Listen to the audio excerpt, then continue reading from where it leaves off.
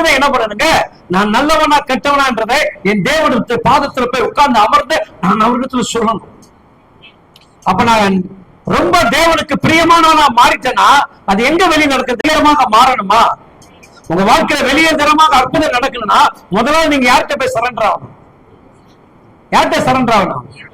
கேட்கிறவர்கிட்ட போய் நான் யார்கிட்ட போய் நான் உங்க சத்தத்தை ஒருத்தர் கேட்கிறா கவனிச்சுங்க. யாரு உங்க சத்தத்தை ஆழமாக கவனித்து கேட்கிற ஒரு தகப்பன் உண்டு.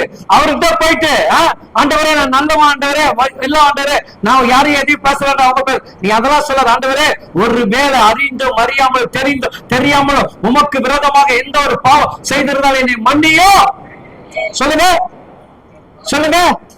அறிந்தும் அறியாமலும் தெரிந்தும் தெரியாமலும் எந்த ஒரு பாவம் செய்திருந்தா இன்றைக்கு பரிசுத்த தேவனுடைய ஜீவ ரத்தத்தில் என்னை கழுவி என்னை மன்னிப்பீராக.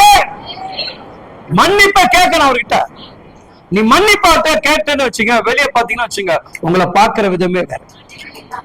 இல்லையா? இப்ப இவன் தன்னுடைய ஜபத்துடைய மையத்தை பேசுற. கர்த்தருடைய கரை ஏன் நமக்கு உதவி செய்யல?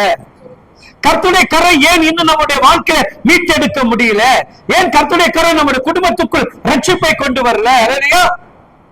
இப்போ சொல்றேன் உன் கரம் உதவி செய்யக்கூடிய கரம், உன் கரம் அணைக்கிற கரம், உன் கரம் அடிக்கிற கரம், இல்லையா? அப்படிதானே? ஒரு சின்ன ஒரு ரிவெண்ட் போயிட்டு அப்படி போயிடலாமா? ஏன்னா கேட்டவங்களுக்கு தெரியும், கேட்காதவங்களுக்கு தெரியாது.